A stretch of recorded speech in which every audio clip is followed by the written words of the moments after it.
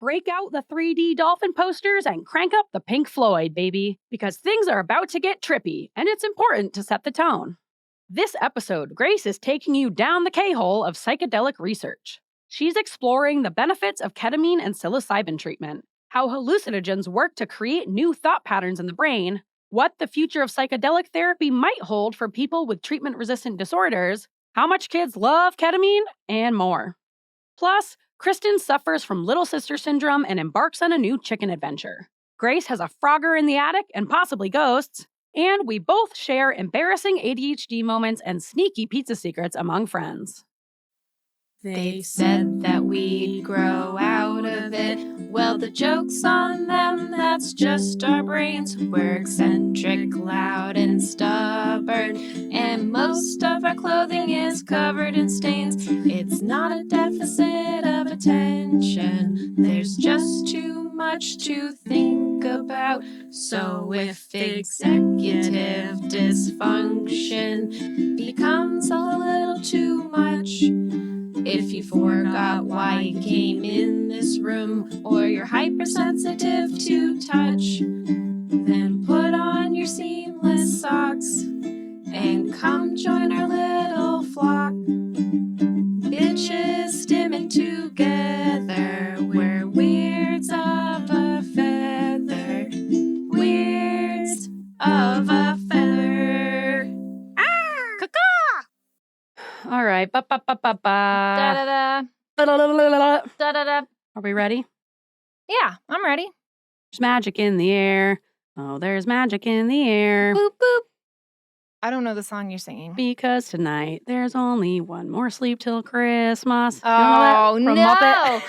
From no. Muppet? Not again. I got it stuck in my head originally this morning because I was saying it smells like spring outside, and then I started saying spring is in the air. Oh, there's spring is in the air. And then that. Is this from A Muppet Christmas A Carol. Muppet Christmas Carol, which is one of my new... I forgot how great that movie was until I resaw it this year again. It's so good. It's a great... It's going to be on the rotation. You know what? I never really watched it as a regular Christmas movie. Yeah. But Jackie Zabrowski is so into A Muppet Christmas Carol that I was like, all right, I feel like I love should the Muppet add this to my movies. rotation. Yeah, I love the Muppets. The Muppets are fantastic. But that song. They always have good songs. Yep. There's always humor in like even the serious parts. Yeah, it's clever. It's witty. They always the have like songs are good. great actors. Michael Caine. Michael Caine and who was the one who did Muppet Treasure Island? It was he did Rocky Horror Picture Show. What's his name? Tim Curry. Tim Curry. Yep. Yes. All right, should we get started? Yeah. All right. All right. Welcome to Weirds of a Feather, an ADHD-Adjacent podcast. I'm your host, Grace Bure. And I'm your host, Kristin Stanhope. We're in it to win it. In it to win Here we go. it. All right, should we crack on into this app? Yeah. Do a little, this we is got who I am now? just eggs. Yep, we're doing just eggs. Just eggs for you and just eggs for me. Oh, yeah. And I got a lot to say, like always, so we got to get exciting. going. Let's go. All right, let's do This Is Who I Am now. Yeah. Remember the song? Yeah, it's around. Yep, Just exactly. took me a second. Yes. Yes, Okay. I've to collect it from the archives. Yep. Gather it. This time it's different. Everything has changed. This is who I am now. This is who I am now.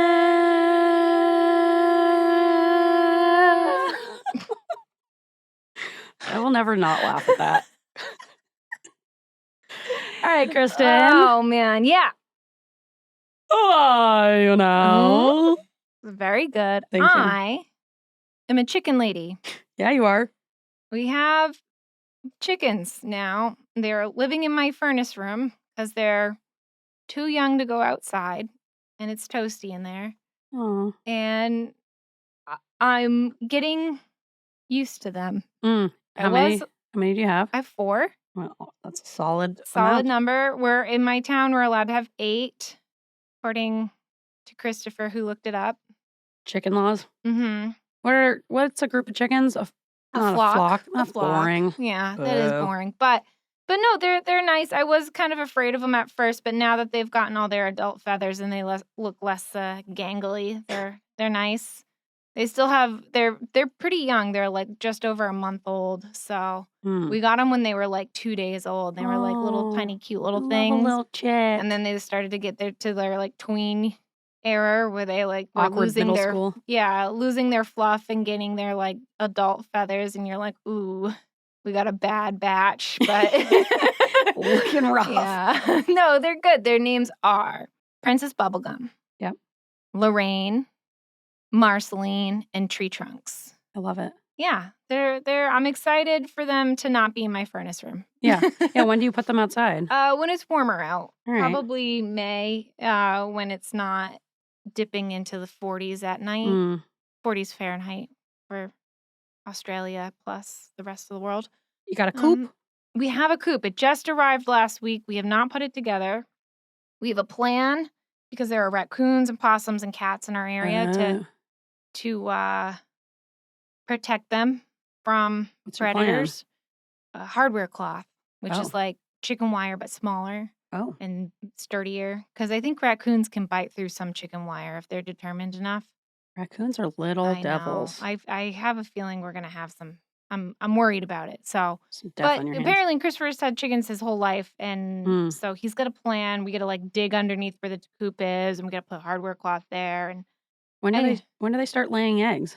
I don't know, but they gotta like, right now they're living rent free, so they gotta Pull their weight. figure it out. No, they're only a month old, so I probably by like the end of the summer, I'm hoping midsummer. That'll be nice. Yeah, and then they'll probably not lay eggs during the winter. Oh. But then next summer we'll have lots of eggs, is what I'm hoping, if they survive. Are they loud? Right now, no, they don't. They're still babies, so they have their little chicken like tweet tweet tweet tweet, like a Aw, little sweet. chick. Yeah. Except when one of us cleans the coop, you can tell because they're like, they're like, it's in the end of the world. Our time has come. But yeah, I would appreciate any and all advice about chicken keeping. I've never done this before. Luckily, Christopher has and is a bit of an expert because he grew up on a farm. And I don't know what I'm doing. So I just go in and I go, I hope this is right. But It's exciting. I'm excited. It's a new adventure. I've never had a bird before and I don't know how to interact with birds. They kind of just like look at you. Yeah, they're weird. And everybody's like, you got to pick them up. You got to hold them. And I say, no, thank you. I will enjoy them from a distance. Yeah, that's how they should be enjoyed. Plus, with baby chicks, I'd always be afraid that I would like Lenny them to death. Yes. Just, So, like, they're when they were cute. babies, we tried to pick them up a lot because Christopher's like, if they ever get sick, we're going to have to like pick them up and handle them. So they got to be used to being handled, although we have really not done a good job at that. And I was like, I cannot hold these baby chicks. They are too small and delicate and They're too cute. I wouldn't be able to control myself. Exactly. They're very cute. And then when they got to the tween years, I was like, no, thank you.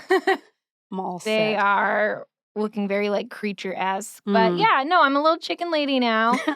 Kind of. They're in my furnace room. It's well ventilated. Don't worry, everybody. They're not dying. They're actually well cared for. And I'm excited to go on. This is a new journey for me. Yeah. I've never had this. I'm excited for you. They were in our downstairs bathroom, but they kind of outgrew, which is why they're now in the furnace room. And my dad came over and he was like about to go into the bathroom downstairs. I was like, oh, wait. And there's just like chickens. And he's like, Jesus Christ. Sorry. Yeah. He was like, sorry. What is this? What the fuck? And I was like, we have chickens now. And he's like, Jesus Christ. I was like, we're allowed to have 8, but we're going to stick to 4. And he's like, where are they going to live? I was like, well, right now in the bathroom, but eventually outside. And he's like, Christ.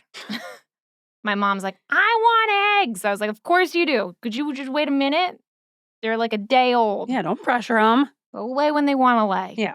Exciting. Yeah. Yay. Great. Oh my gosh. No, you didn't ask me who I am now. Grace. Yes. Who are you now? Very good. Thank you. Yeah, I'm sorry I forgot. I know. That's okay. You always forget me. I was excited for our next steps. But I'm sorry. also excited to hear who you So are sorry to disappoint you by I'm me so having to excited share. to hear about who you are I now don't in even this want to moment share in time. anymore. No, you gotta share. No. You know what? No. It doesn't even matter. Let's just go to This is clerks. why Christopher says I have only child syndrome, because I keep forgetting. Yeah, it's all about you. I'm sorry. You got little sister syndrome. I do. Insult intended, Lily. You do. We're gonna get some write-ins from little sisters. Yeah, and I've got big sister aggression. Okay. Got You do. Oldest aggression. Eldest daughter aggression. Yes. I guess I'll share. Fine. I am a red light therapy user. Ooh. I have a red light now. Okay. Like a heat lamp? I have a red light for my chickens. No, it's like specifically designed to give you the certain wavelength of red light that has like all these clinical benefits. Does it also The chicken ones don't work. The chicken ones don't work. Well, they don't work for the benefits. They're not strong enough. Because people were saying that on TikTok. They're like, you know, because red lights are expensive, but they're like, oh, it costs, $6 to buy a chicken lamp. But like, no, apparently you would have to be under it for like 18 hours for it to have like clinical benefits. Well, that's why my chickens are so happy then. Yeah, probably for them, it's, an appropriate dose. Yeah. But for humans, you really kind of need the red light, and it sucks What because does they're the expensive. red light do? It has lots and lots of benefits. I should do maybe I'll do a little informative info dump or a bagel bite on it in the future. I would love that because I don't know what it does. It has skin benefits. It helps with Oh. like wrinkles and your elasticity. Don't ask me like how. I don't know, light magic. I'll tell you in a future episode. I'll Okay. do the research, but it can be really helpful for just like the appearance of your skin. It has a lot of like I think mental health benefits. It can like Is help this with different from a anxiety. sad lamp? Yes, it Okay. is different from a sad lamp. Different wavelengths, and it affects different things. It can help with like muscle recovery. Ooh. It can and like regeneration. It can help with like pain management. It can help with like recovery. How big is the light? Well, mine is probably, I don't know, like a couple feet long by like 1 foot tall. But they make them in all different sizes. You can have like even bigger ones. You can have smaller ones. They make like those face mask ones. I'm sure you've I've seen the face mask. Yeah, someone gave it to me. It was like a $600 light. So I didn't. I've always like, not always, but in the last like year or so, I've thought about like, could this be something I could try? Seems like there's some, it's like there aren't a lot of negative side effects because it's just light. Yeah. So they're now thinking it can be like a really big discovery in medicine and, But recovery and everything. Is like, it kind of like, like how tanning is bad? no, No. it's not like that. I mean, there might come out eventually that there are some, like you're supposed to wear the little like tanning goggles for your eyes because I think can, Your retinas. yeah, it can affect your retinas. So, don't stare directly into it. Wear the little tanning glasses. But I just set it up on my nightstand and I just like turn towards it. And I usually do my tapping at the same time. So I'm doing both. Look at me. Look at you. I do it before bed. You just do it like You've 15 got a or... whole routine. You got the balancing, you got know. the tapping, you got the red light. And to be fair, I don't do it every single night. I'll go through a phase usually where it's like 2 or 3 nights in a row. And then I'll like fall off it for a few nights and then get back into it. So like I am inconsistent with it. And I think you want to do the red light like every other night. Don't do it every night. But it helps with like, it can help with hair growth. Not that I'm trying to do that on my face, but like for people, they Full have beard. Yeah, trying to get a full beard. You can't see it now, but Grace and I have full beards. Yep, I'm working on it. Thanks, red light. But they make them like hair helmets that you wear on your head that can help with, hair regrowth. So it can help like for balding. I've heard of those. Yeah. There's like there's all these benefits. Like there's so many. And I feel like I sleep more deeply when I use it before bed. And I feel like I wake up feeling really refreshed. I mean, those are just my anecdotal findings, but there's so many benefits. I'm going to cover it in a future episode because, I'm really enjoying it so far. It is very expensive to get, you don't have to get the $600 one, but even like a smaller one to have a legit one, they are, I think a couple $100. So they are expensive. So be gifted one or I guess save up your money. But there are a lot of benefits. So yeah, I'll cover it in the future. Okay. Yeah. I'm excited to learn. Yeah, I'm excited to teach you. All right. I'm All glad right. it's working out for you. Yeah, it's pretty nice. Feels nice, Oh, what's that I hear? Is it time for quirks? It is time. I'm so excited. Yeah. Yeah. All right. Let me remember. Yeah, it's been a while. It's I been a know. while. We were doing business. I miss my We were kazoo. doing We got to do businesses. more kazoo themed songs Yes. because I miss my kazoo. I know. We got to bring Kazoo back. Yeah, we're bringing Kazoo back. Yep. All right. All right. Pipe me in. Some people call me Stacy, some people call me fun, but I'm just quirky. Like you never left. I know. Yeah. It's natural. It's natural at this point. Great. All right. I've got a big episode for us, so we're going to want to fly through these quirks We're a bit. flying through. We're flying through. I got you. Boom. Yeah. All right, Kristin, 3 Right. quirks. What Ready? are they? Yep. Number 1, I regularly leave kitchen cabinets open. I hate that so much. It drives me me crazy. Christopher insane. I hate it. We have discussions about it. We have like little meetings being like, hi, yes. And then he's tried to do the whole like, come in here and he's like, oh, we must have a ghost in the house because of all the cabinets. Yeah. Neither of those techniques have helped. It doesn't work. I don't understand it. Just like you opened it, just doesn't What it if I go back in? Are It you afraid bothers- you're going oh, to hit your face? Absolutely. It bothers me. I forget. I forget it's there. I forget that I have to close the door. I don't get that one. I'm so bothered by like doors being open in general. I think that's it. Like being in a room and the door's like halfway open. It's like, you got to close that. It really bothers me. So I think that's why I'm like very triggered by a cabinet door being open. Sorry, but Put it back. Just put it back. I just keep forgetting that that's a thing that I can do. Like I forget that I even open it in the first place. I'm like on to the next. I don't understand that one at all. It's like it's opened, I get the thing, and then it's like whatever I was going to do with the thing, I'm there. I feel like it's a natural resolution to the situation to just like close it after. Oh, it's like it opening should your be. car door. Do you just leave your car door open when No, you get it's out? different because people can steal. Who's going to steal my cabinets? Someone, a ghost, A ghost. maybe a cat. Your cat could get Yeah, in there. actually, it's become a problem because John Alfio can get into the cabinets and he knows which cabinets has cat food. So he can break in. So we have to put like wooden spoons in like the door handles. Nice. Get those baby locks. We have to baby proof. This cat is bananas. Like we have to baby proof our kitchen just to exist. But anyway. I'm glad we don't live together because that one would drive me I know. nuts. I am well aware that I am high maintenance in the worst way. For certain things, For certain things. Like I'm not easy to live with. No. Thank Neither God am I. someone decided to live with me. I'm not the best roommate. You're fine. You've been my roommate before. We've gotten along. Yeah. But you were in Australia for half the time. That's true. It's easy when you're not there. Yeah. It's easier to live with me when I'm not around. We also had like way worse roommates, so it's kind of like the lesser of two evils, right? So we're it's relatively nice. fine. Yeah. At work, I've made up nicknames for things, and now these are just my coworkers have adopted these nicknames, and now this is just like their regular names. It's like standard vocabulary. I love that. Yeah, there's one little thing called like a little nubbin. It's a good one. And so we'll be doing like an imaging study, and I'll hear like someone go, "Oh, a little nubbin." And I'm like, "That's my term."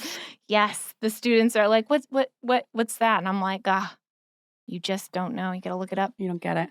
And then lastly, sometimes I feel like I'm losing all my empathy and compassion, and I don't know if I'm burnt out or slowly turning into a sociopath.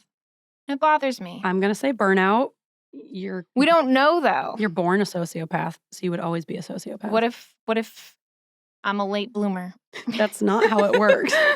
If you were a sociopath, you wouldn't be wondering if you were a sociopath. I feel like you'd know, and you wouldn't care.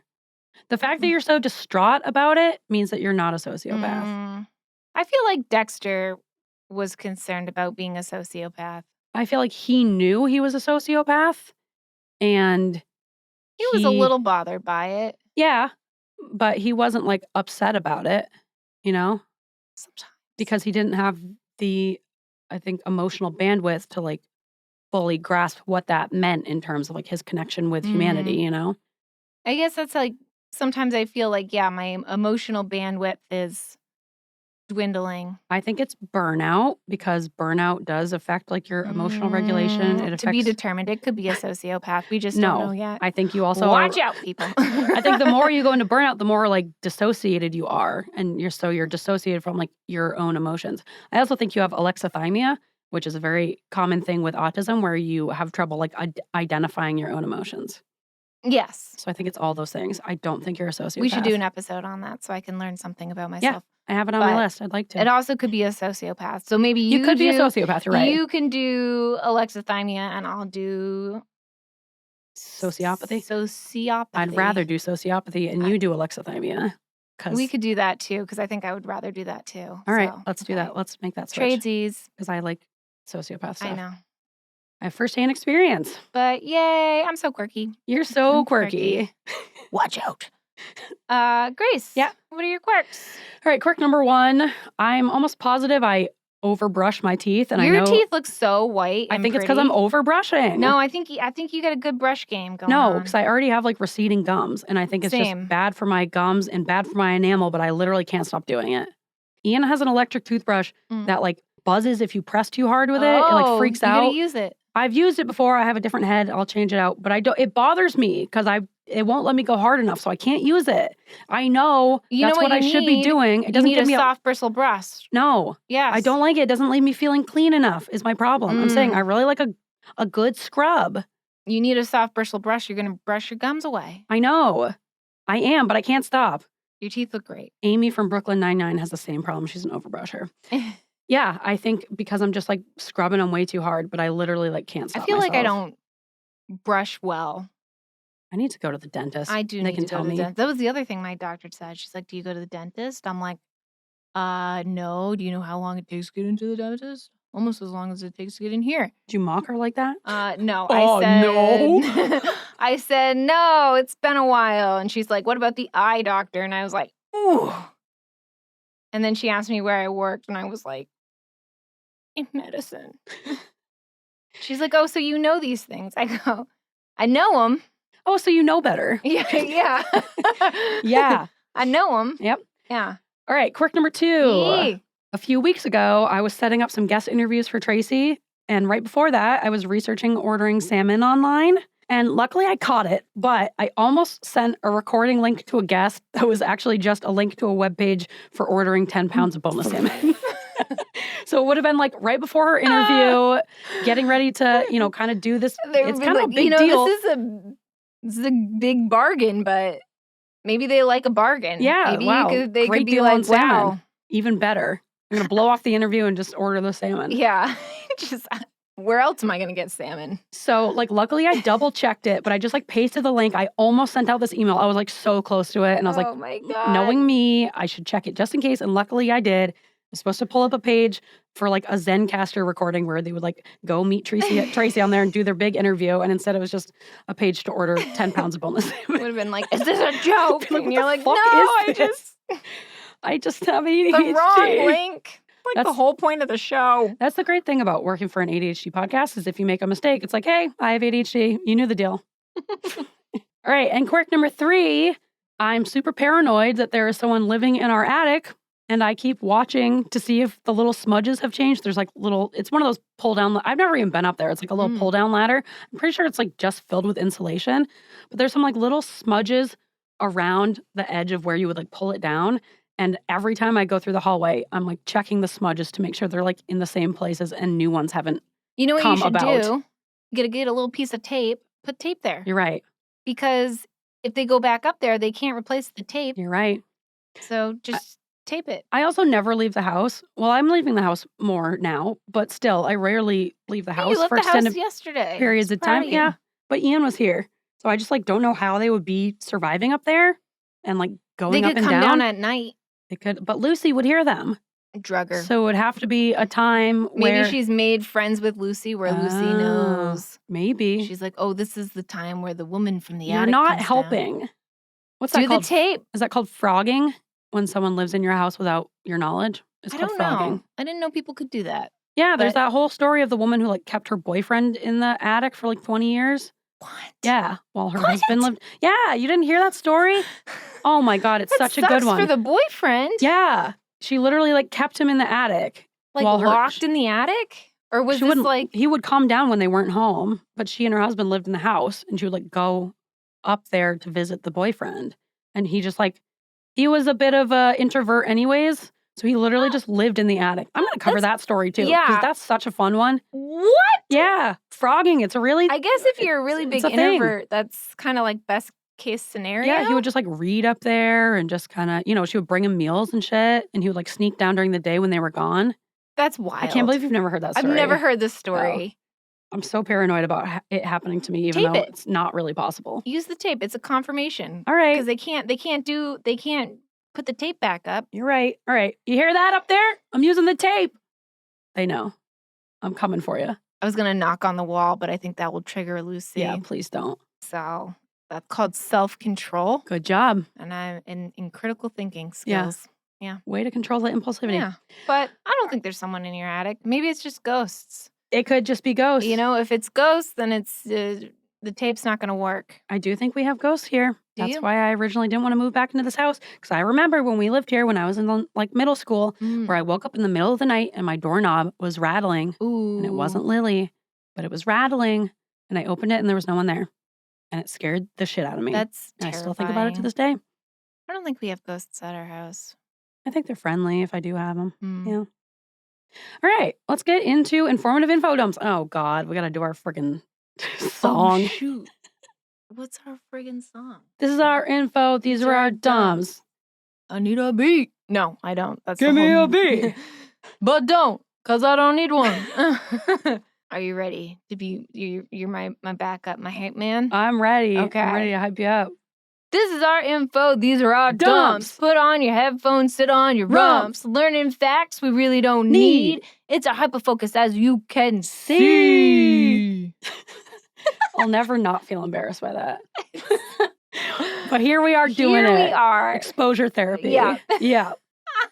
All right. In this episode's informative info dumps, Yeah. I'm doing psychedelics, baby. Ooh, yeah. Oh, yeah. Put on your hippie glasses. I'm ready. We need some like, LSD.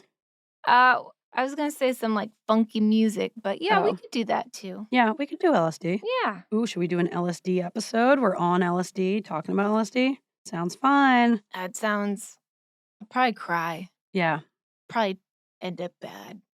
Yeah, for you, yes. Yeah. So, ADDitude magazine in Hey. this spring came out with an edition that on the front cover it says The Treatment Revolution, The Promise and Perils of Psychedelics. Yeah. And I've really wanted to kind of cover this stuff, and I have this article about it. So I'm going to share some stuff from this ADDitude article, and then I did a little bit of my own research on ketamine and psilocybin. Yeah. So to begin with, the article in ADDitude is called What a Trip, Mental Health's Psychedelic Revolution by Nicole C. Kear. What a title. I know, right? And essentially, this article is just talking about how psychedelics were used back in the 50s and 60s. Well, they've been used throughout ancient history, really, for like medicinal use in by like the Aztecs and other civilizations. They've always been kind of a part of like different cultures. But then really here in the US in the 50s and 60s was when psychedelic research was like really becoming popular. Oh, you know. because the CIA used to drug themselves. Yeah. So first, like LSD was invented, I think like in the Netherlands or something. And they were finding all these like really promising benefits. It became a part of a big culture movement over here.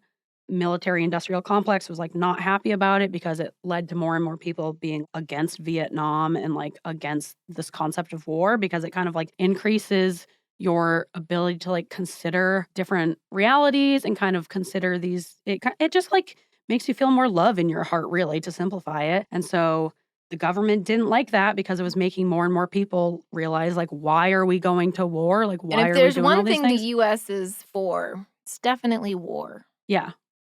Or bombs. Yeah, we love bombs. We We love love war. war. And so essentially, Richard Nixon said no. He outlawed all psychedelics in 1970. Oh, what a narc.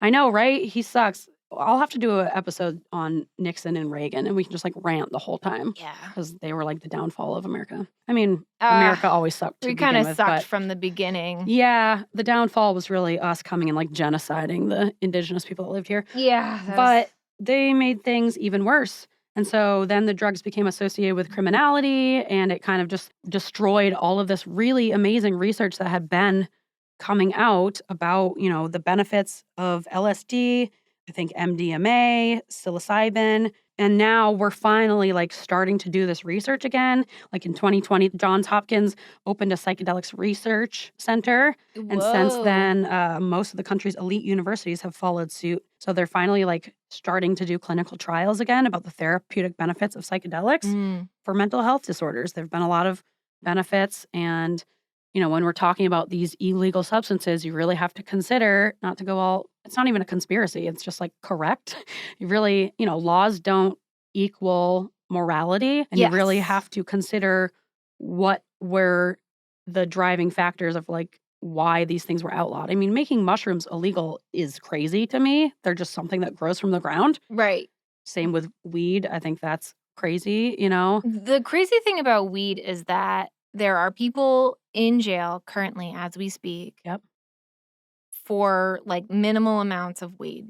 Yep. And then you also have these huge conglomerate companies that are also making millions of dollars each year off of weed. Yep. It's disgusting. It's absolutely vile. Yeah. And you should, if you're listening and you're passionate about this, you should check out the Last Prisoner Project. Yes. Yeah, absolutely. because they work to get people out of prison who have been arrested for weed charges, which is crazy. Which is wild. Yeah. It's infuriating. No one has ever died from weed, and yet No, but we're lots of locking people have died from alcohol Yep. and tobacco and smoking cigarettes. Yep, got that right. Ugh, I might have to do an episode on smoking. I mean, cannabis was really outlawed because Black people were using it and like making profits off of it and using it. God forbid. It was like really big in, the music communities, and it was just a really great form of like coming together and being creative. And, then white people started going to the jazz clubs, and then they started using cannabis. They're And like, Black- no. and they're like, how dare they? They're corrupting our youth. They're corrupting our white We've women. got to ruin their good time. I know, like, oh no, they're bettering themselves and finding ways to be like financially independent. Nope, make it illegal. Arrest them all. Sorry, I won't go down that rabbit hole. We're moving forward. Yeah, but now ketamine is the only psychedelic that's legal nationwide, and because we use it to put during surgery. Yeah, so in larger amounts, it's used for an anesthetic in the operating rooms, but at smaller amounts, it can be used. It's great for kids. Yeah, give it to your children. Yeah. Put them in a K-hole. Actually, usually if your kid's having surgery, they're probably going to get a little bit of ketamine. They do well I hope on they it. have a great time. We have that when they wake up is usually when they have like a little hallucination. So we have to be quiet in the room and Sounds really nice. yeah. I'm happy for them. Yeah. So I didn't know a lot about ketamine, so this article kind of inspired me to research a little bit about it. So I'm going to talk about ketamine and psilocybin. Okay. But ketamine is the only psychedelic that's legal nationwide, and so they've been able to do these therapeutic sessions for people where you go in and they give you like a smaller dose where you're not like tripping balls, but you are, kind of having some of these hallucinogenic effects. So ketamine therapy is a treatment approach that uses low doses of ketamine, which is a dissociative anesthetic medication, to manage various mental health conditions such as treatment-resistant depression, anxiety disorders, and PTSD. And so the dissociative, I hadn't really heard that term before, but dissociative anesthetic medication, the way I'm interpreting it, I think, is that it kind of like removes you from identifying so strongly with maybe these like thought patterns and this like depression and anxiety that you have, that you just, when you're in it, you're just like, that's you, and you just assume that's, your thoughts are you. But this ketamine therapy kind of gets you to dissociate from it in a healthy way, and be able to kind of like take a step back from yourself and then make more conscious changes to those thought patterns.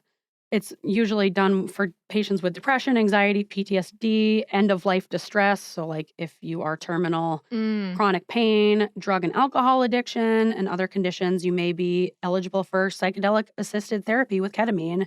In the U.S. at least. I think in other countries it's just like fully legal or probably not legal at all, depending on where you live. Yeah. But essentially, how it works is ketamine treatment includes one or a few in-clinic ketamine dosing sessions under clinical supervision. It's integrated with counseling and therapy, so you're like doing it in tandem. You're not just like taking ketamine at a party or whatever. Mm. But essentially the way it works, and this is getting a little sciencey and I don't really fully understand this either, but it blocks the activity of the N-methyl D-aspartate receptor, which is a receptor in the brain that is involved in the regulation of mood, cognition, and pain perception. Oh. So ketamine therapy is thought to have rapid-acting antidepressant effects, with many patients reporting improvements in their symptoms within hours to days after treatment. Huh.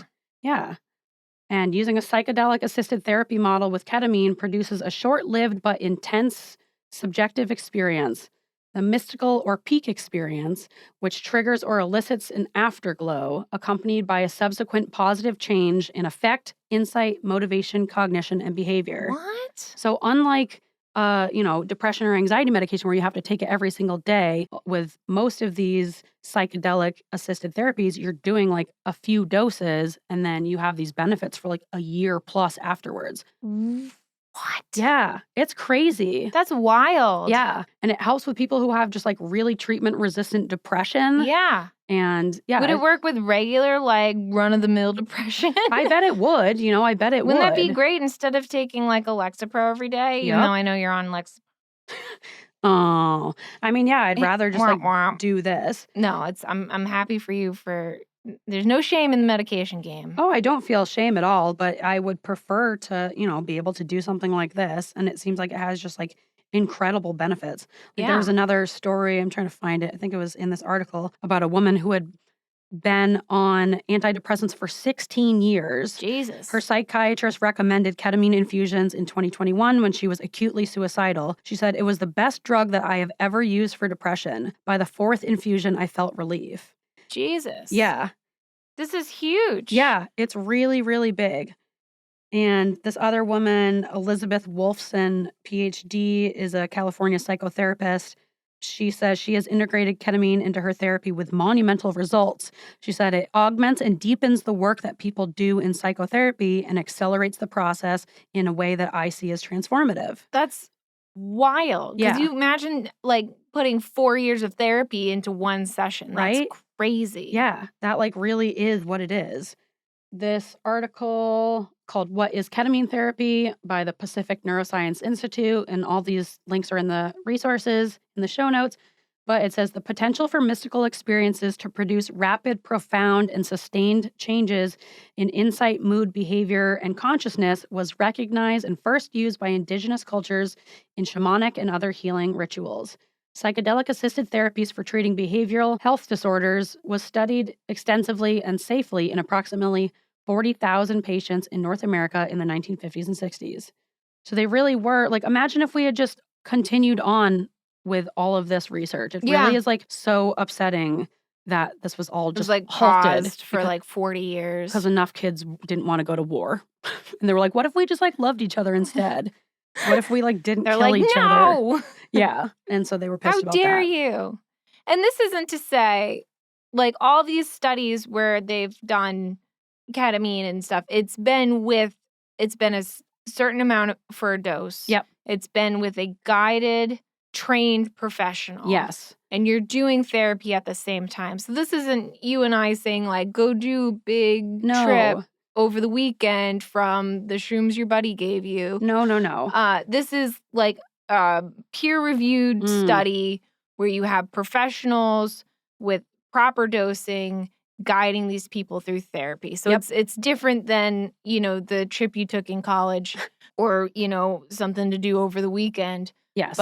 And that's where the results are. Yes, in clinical settings. Yeah, and, with psychedelics, people talk about set and setting, which is like mindset and setting. Mm-hmm. So a lot of people who have tried psychedelics recreationally, they can have a bad trip. You hear people talking about a bad trip. A lot of it is because they're in a really bad setting. Like, if you think about it, you're like going inside your mind and you're just like expanding your consciousness. You don't want to do that at a like music festival surrounded by a bunch of people. You don't want to do that like at a party. You really want to be in the correct mindset and you want to be in a safe setting only with people that you trust. Because it can feel, especially if you're neurodivergent, then you have that aspect of like unmasking in front of people and the anxiety that causes. Mm-hmm. I could totally see that easily like sending you into a bad trip where you don't feel safe. Our neighbors in college, when they did shrooms, they would lock their doors and then they would call us and say, if you see one of us outside, collect us and bring us back in. Because they didn't want to have that like This is just like a nice little deal we had with our neighbors. Yeah, that's nice.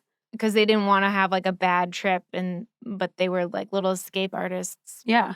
Yeah, and like, being out in nature is really nice and it really like connects you with nature, but I can only legally recommend you doing this, I guess, in a therapy setting. And also like there are other factors to consider, like this isn't for everyone. Right. For example, like this article says people who have like a personal or family history of psychosis should maybe avoid psychedelics. Oh. If you have unstable bipolar disorder, there have been Okay, that people- was like my next question. Could we use this for bipolar and...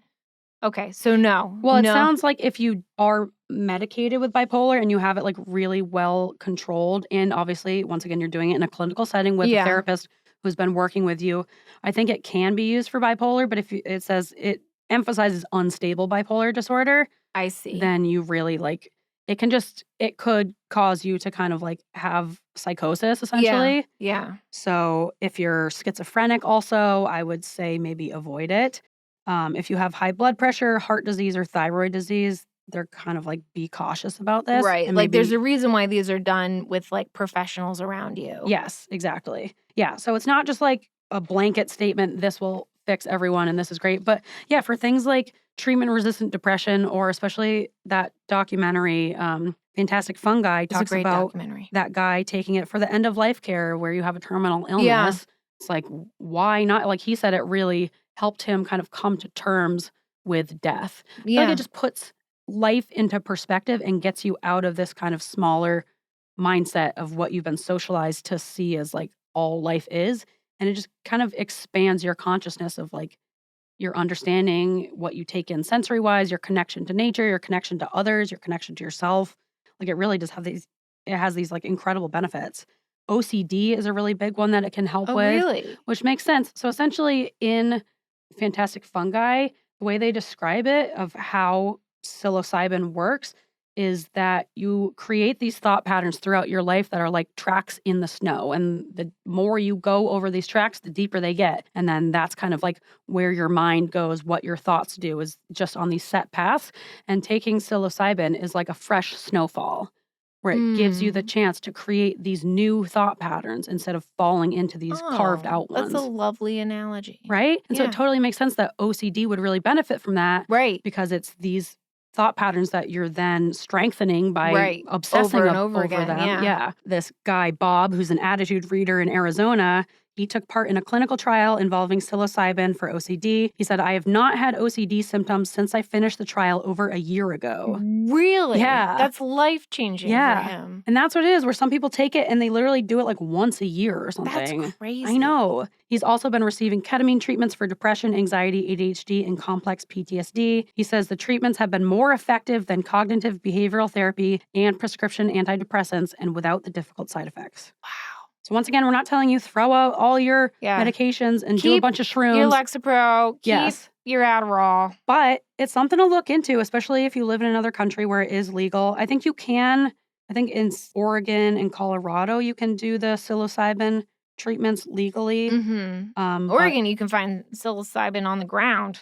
Yeah, you can. Yeah. I was like, my second day there, I went to a bar and the bartender's like, well, have you tried going for mushroom hunting? And I was like, oh, like, not really into the foraging scene. He's like, he told me all about how to find, what are the blue mushrooms? Is that psilocybin? Yeah, the blue is the psilocybin. So, like, if you break open a mushroom inside and there's you see a ton blue in there, Oregon. It's like in a state park. But figure out what one, don't just go around eating wild mushrooms. Also, professional. Yes. Get a professional. Yes. But you can grow them yourself. That's all I'll say about that. But they're pretty easy to grow. There's a website called Inoculate the World where they, which I love. But that's such a funny, right? That's great. But they sell spores of psilocybin. Yes, of different strains of psilocybin mushrooms. And this is just like good knowledge, just for fun knowledge. Yeah, if you want to order some and look at them under your microscope. Yes, you for can do research that. Research, science. Science. So just look at them on the slide. Because everybody has a microscope and a slide. And it's that easy. And there you go. It's nice to look at.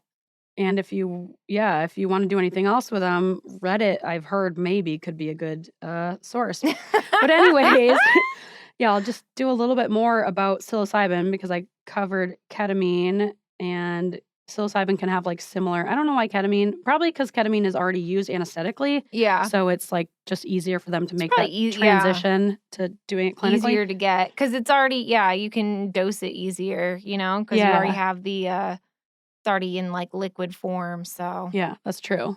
But psilocybin is becoming more widely accepted in the US at least. In other countries, it's like fully legal and they have, whereas I think in the Netherlands, there's, you can go to these like retreats where it's psychedelic assisted therapy. And yeah, they'll do like psychedelic assisted therapy that you were talking about in America, was that with ketamine or psilocybin? Yes, Okay. ketamine. And then I think in Oregon and Colorado, you can do the psilocybin. I don't know if you can do that in other states as well, but I think it's maybe just those. But yeah, ketamine, I can't remember what the website is, but you can find therapies near you and try it out. If you out there listening, if you've done this before, please let me know. I really am very curious about it. Yeah, it seems like it just has these really incredible benefits for people who just haven't been able to get relief. And like, that's so wonderful, for everyone, but especially in the neurodivergent community, when they talk about like treatment-resistant depression, I bet a big cause of that like is autism, probably. People who are in like extreme burnout, extreme executive dysfunction, and just, and ADHD as well. But I think autistic people especially just like really are probably the like huge sufferers of that treatment-resistant depression. So I think it like has these wonderful potential benefits.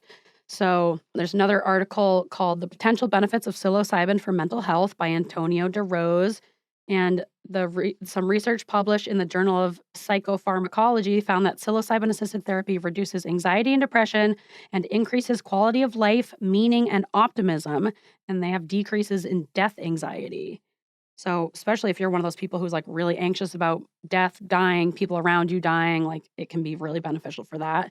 At a 6-month follow-up, those changes were sustained with about 80% of participants continuing to show clinically significant decreases in depressed mood and anxiety. Wow, that's wonderful. Yeah, it really is wonderful. This other researcher or psychiatrist, Dr. Michael P. Bogenschultz, at NYU. He said, the research came to a crashing halt in the 60s and 70s, mostly due to the counterculture associations of psychedelics and widespread misuse. With the passage of time, research has resumed and we started to take a look at the clinical potential benefits. The drugs make it possible for the brain to change more than it ordinarily would. In the context of therapy, enhanced neuroplasticity may lead to enhanced capacity for learning and changes in thought patterns, emotional response, and ultimately changes in behavior. There's another study, I won't go deep into it because I know I'm running out of time, but it's in Psychology Today. I'll link it in the show notes, but it's called What Psilocybin Does to the Brain. And they studied the effects using mice. They essentially found that it changes the brain waves, and they, a bunch of complicated wording, but they essentially found that psychedelics may enable the brain to rely less on prior beliefs and expectations and be more receptive to incoming information, whether that's just like info, sensory input. So essentially it kind of like is mindfulness where it gets you to be more in the moment. You're not, what were you talking about before? Those prior beliefs, the bias. Oh. What was it? Confirmation bias. No. Yeah. Yes. Yeah, right? Status quo bias. Yes. Yeah. Where like when you think about the snow tracks where it's giving you this fresh snowfall, you're not falling into that just status quo of, well, this is how my brain thinks. This is the thought patterns that I always have. It disrupts that status quo thinking. Heuristics. Yeah, as well. Exactly. So it kind of like gives you a fresh start, and like think of how bogged down we are with, especially if you're ADHD or autistic, you got RSD, you got all these like anxieties and negative thought patterns about yourself. You've had all these like rejections throughout your life, all this shame throughout your life. And you just have all these like assumptions about yourself. That study about how ADHD kids hear 20,000 more negative comments by the age of 12. That's so sad. Those are all, and then if you have autism as well and you don't have neural synaptic pruning and you just like all that stuff just stays in your brain. It's just all in there. Yeah. And like think of how many things we think about ourselves that we just assume are truths, that just having a fresh snowfall would break you The out wipe of the system here. Yeah, exactly. Some spring cleaning. Yeah, that's a good way to think about it. It is like, spring cleaning for your brain. And they also a study found some benefits for microdosing psilocybin when it came to ADHD, when it came to like, Oh, really? yep, they found decreases in ADHD symptoms and increases in well-being. Interesting. Yeah.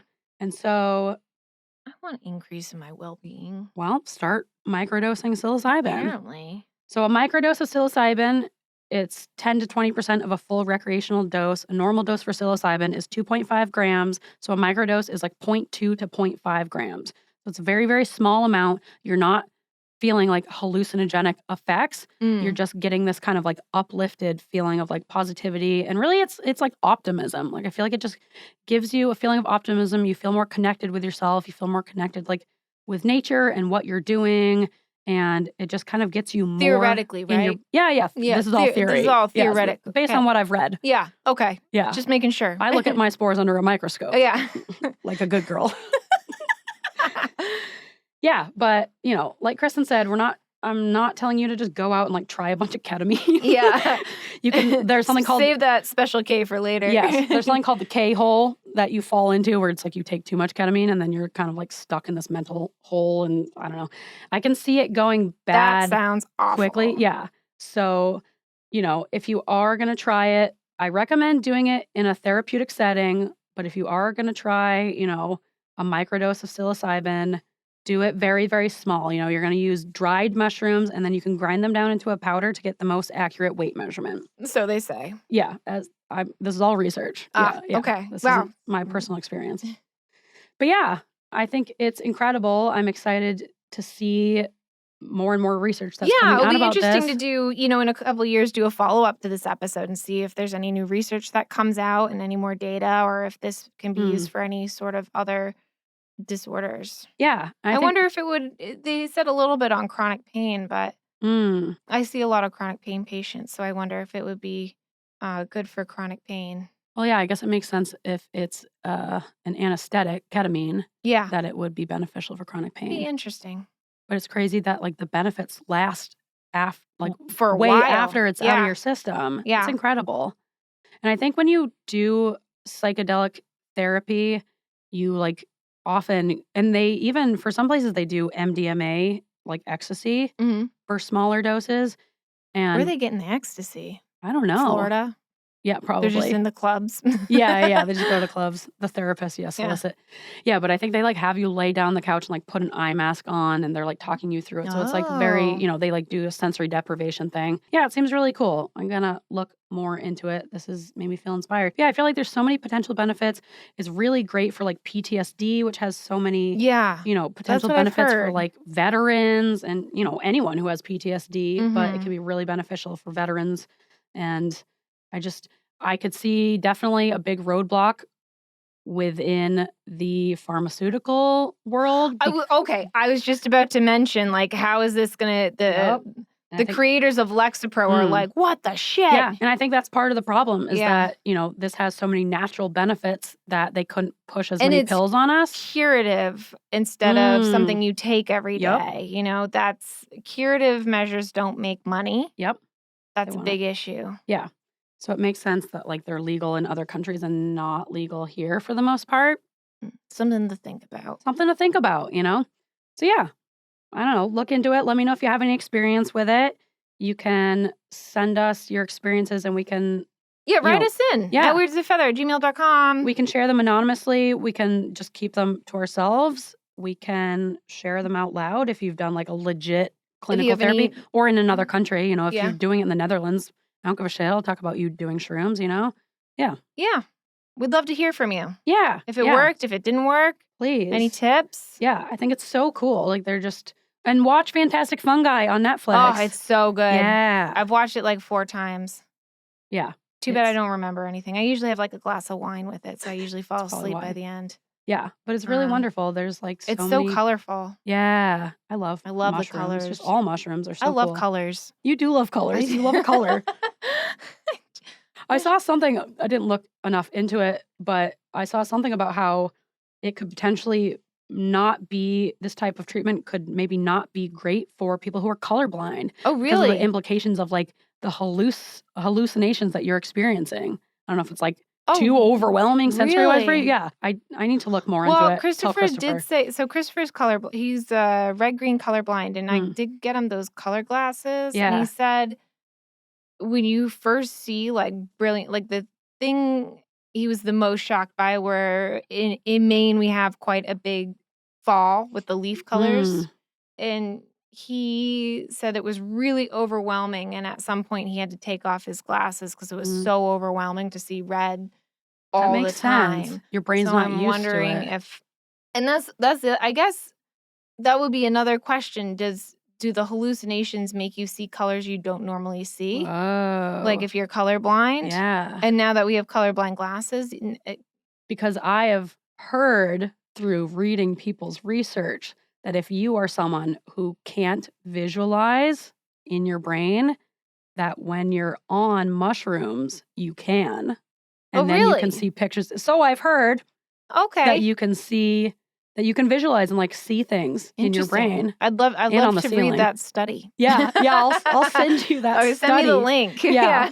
I'll send you that study. Might have trouble finding it. Uh, Yeah, I think in the next few years, we're going to see like so many things that come out of this. And I just feel really hopeful for people that yeah. there could be Finding another way for yeah, people who just like aren't getting that relief from exactly. medication or therapy, you And a know? lot of and sometimes like it's not even that the medication isn't helpful, it's that the side effects are too Yeah. grand. People with heart conditions, people with other chronic illnesses might not be able to take some of these things. Mm, Like we always joke around about like Lexapro and Wellbutrin and Prozac and all those medications, but they also all have pretty substantial side effects. yep. And sometimes if you are someone with a chronic disease or if you're taking other medications, you can't take those medications. So maybe this will Yeah. be a way Mm, for you to get help without taking medications. That mm, being said, I'm sure that there are side effects to psilocybin that we probably don't know of, like what is the effect on your liver and mm. all that stuff. But if you're only taking it once in a blue moon,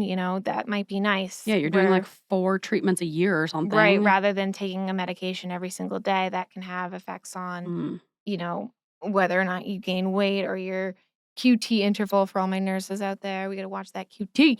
It's your heart. oh. And all kinds of other things. And think of the executive functioning that is required to take a medication every single day. You Oh, I have to be know able of to the fill executive. it. I don't You have to do get the it. health insurance to cover it. Yeah, you have to go Yeah. like pick it up. You have to remember to take it every single Yep. day. Even if you are having positive benefits from your daily medication, there's so many people that struggle to do that, even if it is helping them. So if you could just show up, a couple times a year and do this treatment, that would be incredible. Yeah. And like you said, if it's curative instead of just trying to continue to manage this thing, like instead of trying to manage these thought patterns, what if we could just like wipe the slate clean? Right. And also, maybe this would, how do I say this? This could help patients who are, I can't think of the word right now. It's really going to bother me. I'm going to think of it at like 3 a.m. But people who are Nomadic?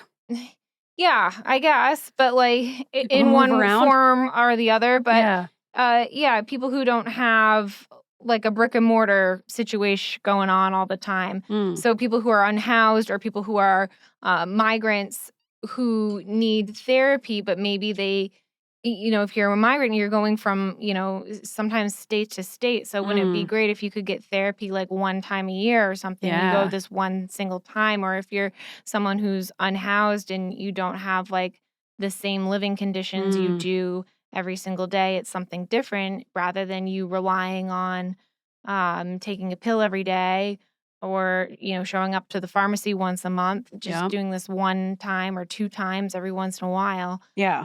might be That would be really great. incredible.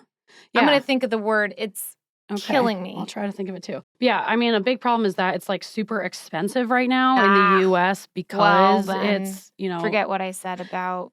but I mean, I think as it's, the John Hopkins clinic just started doing their research in like 2020. So this Mm, stuff is all relatively new that it's becoming like legal in the US in yeah. certain And areas. they say on average between studies and like reality in medicine, it's almost like 10 Mm, years before wow. like the studies become reality Yeah. But or I like think practice. in other countries, I'm sure it's like cheaper to go to these, either I'm sure it's still expensive. Healthcare in the U.S. is expensive no matter what. Yes. But I think there's like retreats that you can go to. There's all these different, I think it'll just become hopefully more accessible to people. But also when you think about how it's like resetting your thought patterns, it totally makes sense why you would want to do this in a therapeutic setting where someone can help you rebuild these new thought patterns instead of just like eventually falling into your old ones again. It's like, that's why it's so beneficial to do it in a therapy setting, is that you're kind of wiping the slate clean and then you're helping to rebuild these like new healthy thought patterns. Yeah. It's really cool. I think I'm excited to see where research kind of takes us with all of this. I think there's such a potential for this to do good. Yep. I know. And don't we need a win every once in a while? Yes. Don't we need shrooms and ketamine and MDMA? Like, wouldn't it be nice, especially in something like psych, which is consistently underfunded? Yep. Wouldn't it be nice? It makes me like so mad. It's hard for me to even think about like how we were on the right track of this in the 50s and 60s. And then the government was like, nope, not enough kids want to go to war. The CIA was like, let's dose each other for fun and see what happens. Yeah, they were trying to use it for like mind control for mind people. Mind control. The CIA is... But instead it was just like getting different CIA operatives to just like expand their consciousness. And then they're like, shit, I guess it's like really does the opposite of what they were hoping for, I think it probably got people to even reconsider why they were in the CIA to begin with. If my coworker dosed me with LSD at work, I'd be so mad. I'd be furious. Or could you imagine? Yeah. I mean, if they dosed me with it and then like sent me home, I'd be pretty that'd happy be nice. About it. Yeah. But if they like forced me to like finish my work day, I'd be like, what do you expect, buddy? Yeah. It's not going to go well. Also, like, was HR involved? Because I feel like that's an HR thing. There is no HR. Also, HR is meant to protect the company, not the employees. Yeah, but like that's definitely a harassment suit on your hands. It's the CIA. They're doing a bunch of illegal shit. They don't care about HR. You can't sue the CIA for shit they do to you. I think. No. All right. It's time for alternative segments. Hey! We got to move on. What's our segment? It's just alternative segments. Hey! It's alternative segments. Alternative. Woo! I can't believe I forgot the sound. Yeah, it's just... All right, on this week's alternative segments, we're doing embarrassing ADHD moments. I came across yet another TikTok of this woman telling her story of a really awkward encounter with someone. Once again, the comments section was cracking me up. So I thought I would share her story and then a few from the comments. I have a couple stories that are actually Haley's stories, so I hope she's okay with me sharing them. And thanks, Haley, for your stories. And then you have a story as well? I have a little story. All right. We'll have to fly through this because, like always, I took way too long on that section. But this all started from this woman, Teresa Rowley's TikTok. I'll put it in the resources. But essentially, she was moving out of her apartment building. She ran into this neighbor who was this lovely, like, older woman who had been really helpful to her. They had this wonderful goodbye hug as Teresa was about to move out of this complex.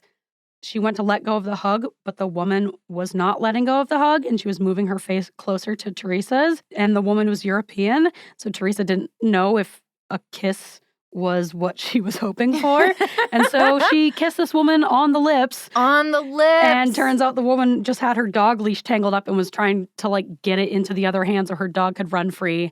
So she was just moving closer so she could untangle her dog's leash, and Teresa just gave her a little kiss on the lips. I mean... Oh, that's so embarrassing. And the woman said, oh, thank you. Oh, and she was like nice about it. Oh. Yeah, which makes me want to like die of embarrassment. Can you imagine? No, that's so embarrassing. So then I have a few comments that were also making me laugh.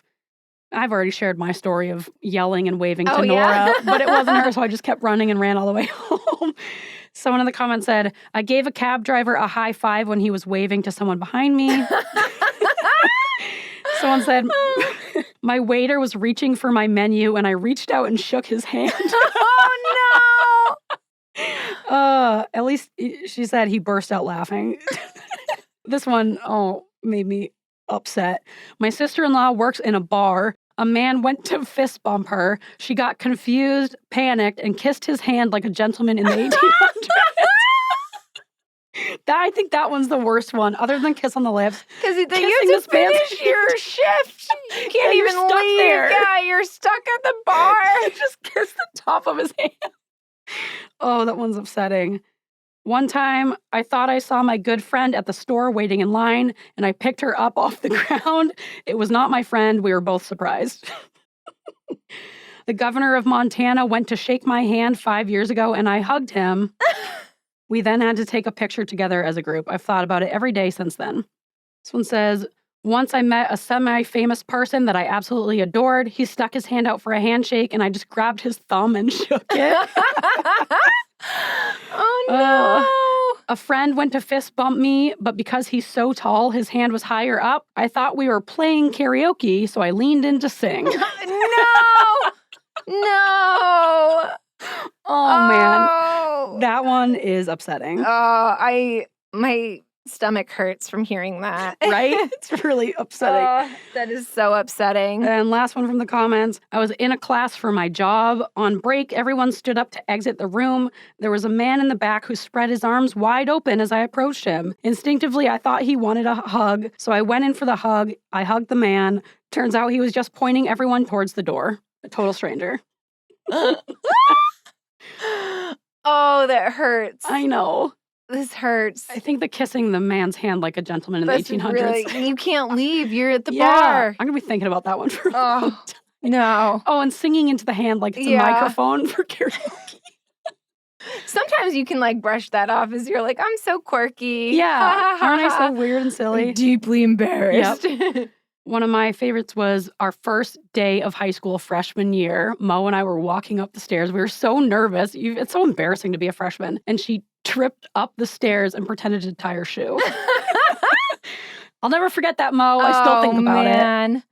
Do you want to share yours? Yeah, this is a little one. Just, I was going to the bar and they were IDing everybody. Mm-hmm. And it's a bar I never went to. It was in Florida.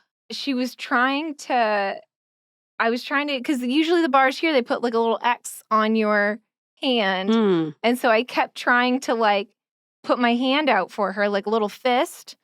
And she's like, okay, and flip it around. So I like did a different fist in a different way. And I kept trying to like, and then I was like, oh, maybe she wants to fist bump. So I kept trying to fist bump her.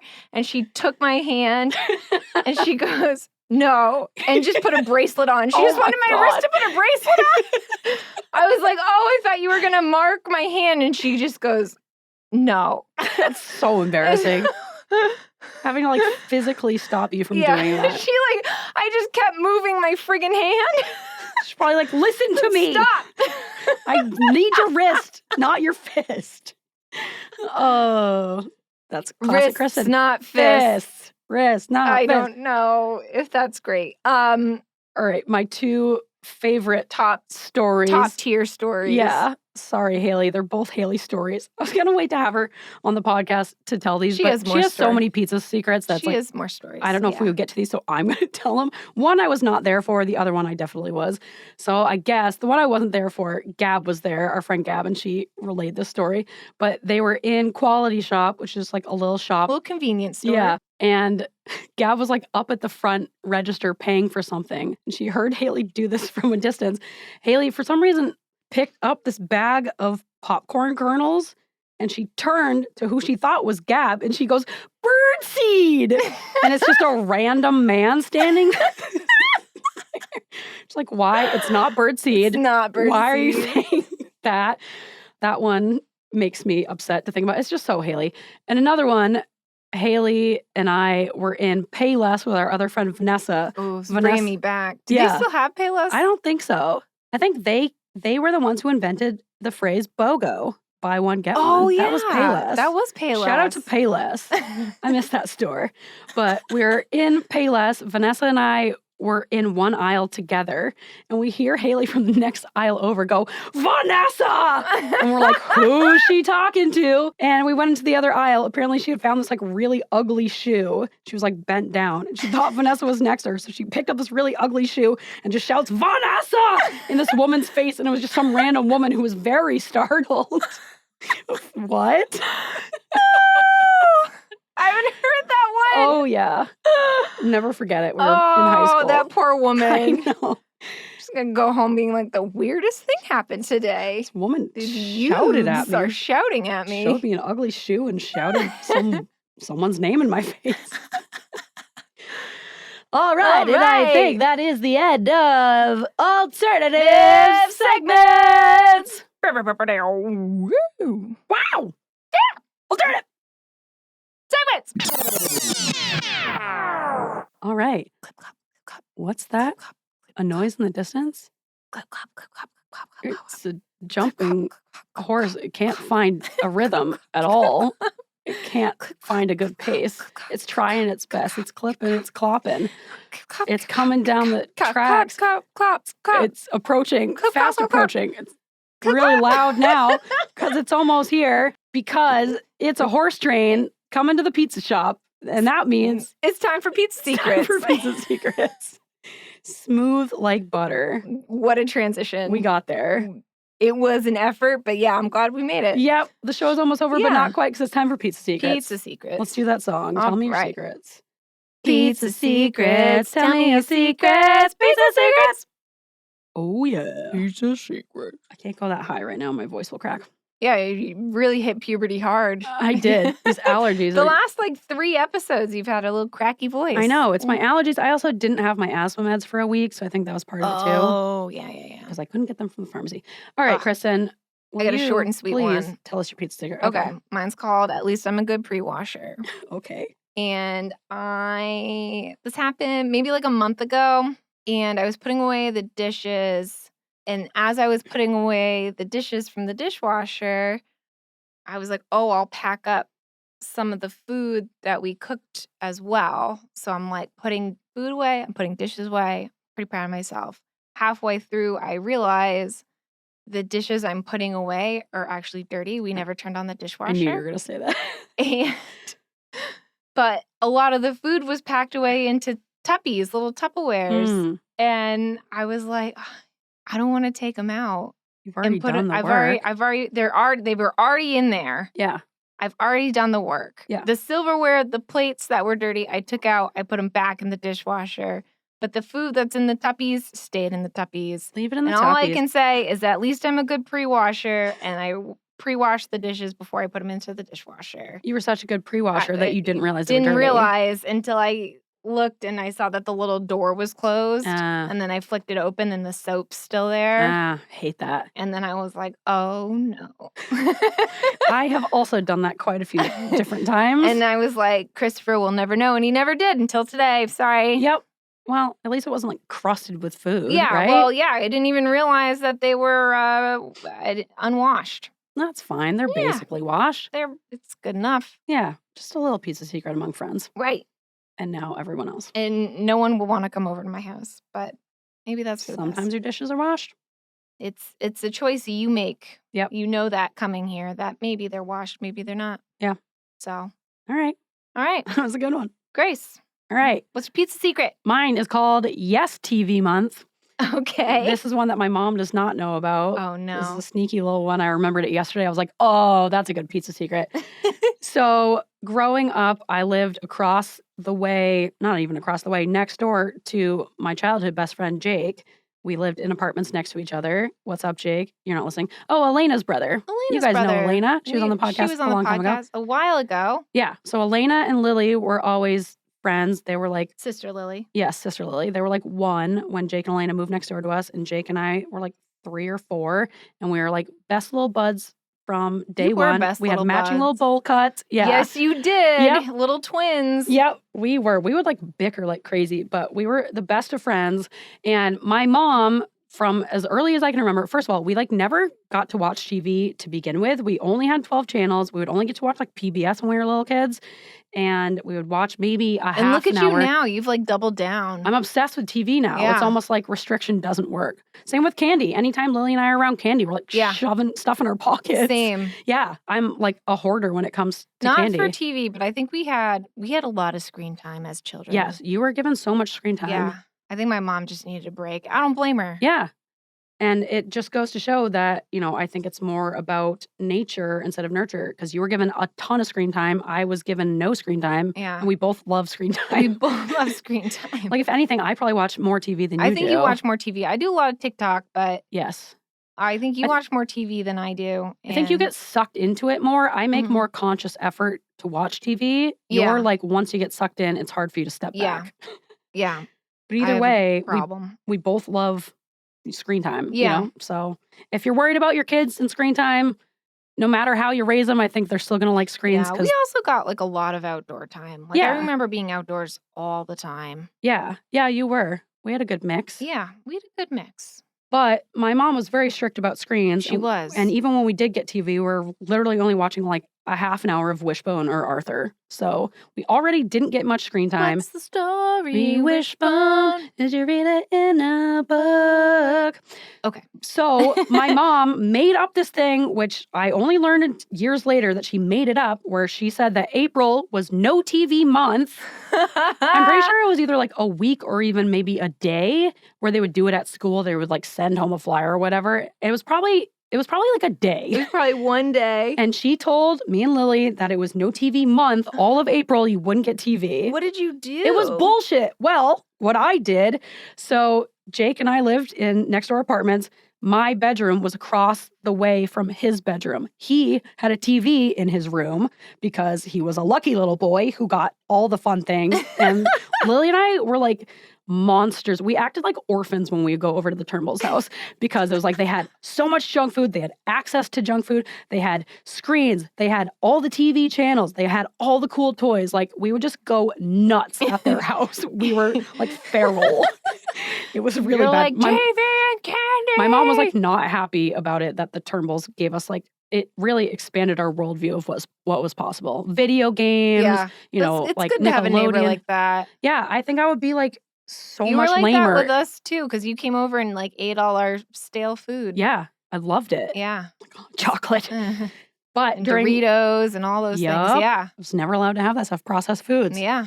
Yeah, my mom was not happy that we could just like have whatever we wanted at other people's houses. But too bad. Yeah. It made us little sneaky sneaks. So during no TV month, which I hated, and which like when I think about it now as a neurodivergent kid, TV is very regulating to me and it's very helpful for my nervous system to have Yeah. like downtime by myself where I can watch my show. And I really do depend on it to regulate myself, Maybe there's better ways to regulate, but I do think it's important. And parents out there of neurodivergent kids, I know it's all about screens are bad, but you also do have to consider that it can be very regulating for kids who have these like really sensitive nervous systems, you Yeah. know? So during no TV month, what I would do is Jake would turn on the TV in his bedroom. I would open my window and I would watch TV through the window in Jake's room across the way. Nice. I remember him like putting on Lion King once and Lily like came into my room and we watched TV in his room Your mom's through like, the window. oh, aren't they nice just playing? Yeah, playing so quietly. Wow. Wow. And Jake was always, I'm sure he was like upset about me having him break the rules, but he would still do it for me. I don't know if I bullied him into it or what, but he was always very good at doing what I asked him to do. And so He's I a think good friend. he is a good friend. I think he was a reluctant participant, but he did it for me. And I just He would do anything we asked him to, Yes. which is to a fault. concerning. Yes. Yeah. Yeah. And so that was my little workaround of no TV month. I said yes TV month, and I watched TV through Sneaky Jake's tea window. month. Yeah. Sneaky sneak. Pizza secret. Pizza secret. Yeah. If you have a pizza secret to share, or if you want to chat with us about your potential psilocybin experiences, Yeah. or have any questions, comments, concerns, or just want to chat in general, send us an email at weirdsofeather@gmail.com. You can email us at that email. Yeah. What else? You can DM us is Yes. what I meant to There you say go. on Instagram. Instagram. But you can also email us. That's another option. You Mm. can reach out to us on Facebook. We have a Facebook group, but then we also have individual Facebooks where you can go and you can Facebook us. You can message us. We write Yep. back. You Sometimes. can also donate to us at ko-fi.com/weirds-of-a-feather. Yeah. Yeah. You got it. I got it. Nailed it. It's only been 3 years. All proceeds go right back into this little podcast of ours. It goes towards sound editing and equipment. It does. We make no money off of this, Nope. And we never have. And we So- never will. and we No, I won't say never- that. We will. Yeah, we're getting Patreon's on our list. This is We're getting there. 2024 is our year. Yep. Just like I said for 2023. No, this is really, This is we it. mean it this time. We mean it. It's gonna Yeah. happen. A year late. A $1 short. But yes, as of now, all the proceeds go right back into the podcast. Yep. And we love doing this. So, and we hope you love listening to this. So, if you want to keep this horse train moving, I almost said floating, but trains don't float. They could. It's our horse train. It We can is do our whatever we want. Ooh, it's a sequel. Yeah. Yeah. Give us a donation. And if you don't have any money to donate, you can leave us a 5-star review. Yes, and that's a that's great also way. very helpful on Apple Podcasts, Spotify Podcasts. You can, Podbean. yep. You can tell a friend about it. Yeah, Tell your spread- dad. Spread the word. Yeah, spread the Yes, good that word. also helps us. Yeah, tell your Yeah. dad. Tell your dad. All right. And Good let's night, David. End it with tell your dad. Yeah, good night, David. Ooh. Ooh. Ooh. Can you say it? Bye.